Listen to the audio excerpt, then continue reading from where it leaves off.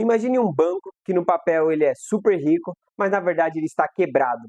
Mas mesmo assim, continua captando clientes. Esse foi o golpe do Banco Master. Eu sou o Devanir e eu te passarei um resumo do que aconteceu. O Banco Master do Daniel Forcaro está liquidado. Foi pedida a sua liquidação, quer dizer que o banco vai deixar de existir e seus ativos serão passados para outros bancos, tá bom? É, ele aplicava alguns golpes que fizeram com que isso acontecesse, só que esses golpes estão vindo faz muito tempo.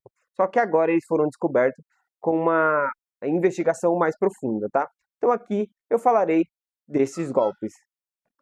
Golpe número 1. Ele criava ativos fictícios. Então, no caso, suponhamos que a gente tenha 10 casas para vender. E aí a gente vende as 10 casas. Só que a gente não entrega isso, porque a gente não temos as 10 casas. Ou a gente tem terrenos, ou a gente tem casas que não valem nada do que foram pagas. Então, esse era um dos golpes. Ele criava ativos fictícios ou ativos que não valiam nada e vendiam isso para todos os clientes. Golpe número 2. Ele tinha empresas laranjas que ele mesmo, né, usava para pegar empréstimo com o banco e repassava o dinheiro para essas empresas laranjas e automaticamente as empresas laranjas investiam de novo no banco e assim rotacionando o dinheiro, parecendo que o banco estava bem financeiramente. Golpe número 3. Ele vendia carteiras de créditos podres. Então, no caso, essas carteiras de créditos não variam nada. Exemplo, a gente compra um carro, mas esse carro não tem motor, só que o vendedor fala que o carro está em perfeito estado, só que não tem como você conferir naquele momento. E quando é entregue, você vê que aquele carro não vale nada, pois não tem motor e ele não vai sair do lugar. Golpe número 4. Ele pegava CDBs e colocava um juros muito alto, então era coisa de 150%, 135% mais do que os grandes bancos que a gente tem atualmente.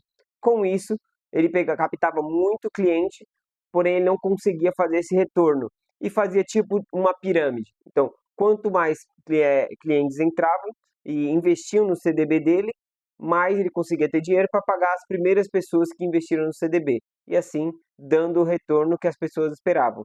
Porém, isso não ia se sustentar por muito tempo, pois alguma hora ia parar de entrar cliente. Golpe número 5.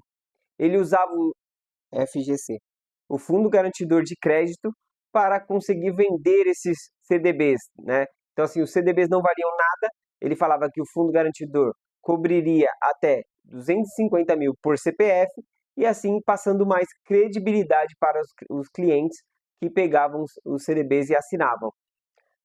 Com isso, ele conseguia captar muito mais cliente, certo? Para conseguir mantendo a sua pirâmide financeira aí, que uma hora iria cair.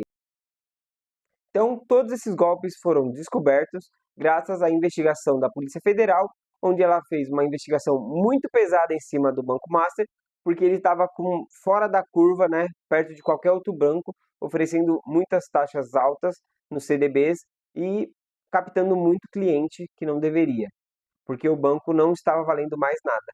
Depois dessa investigação, foi descoberto todas essas fraudes financeiras e aí o banco foi pedida a sua liquidação pelo Banco Central.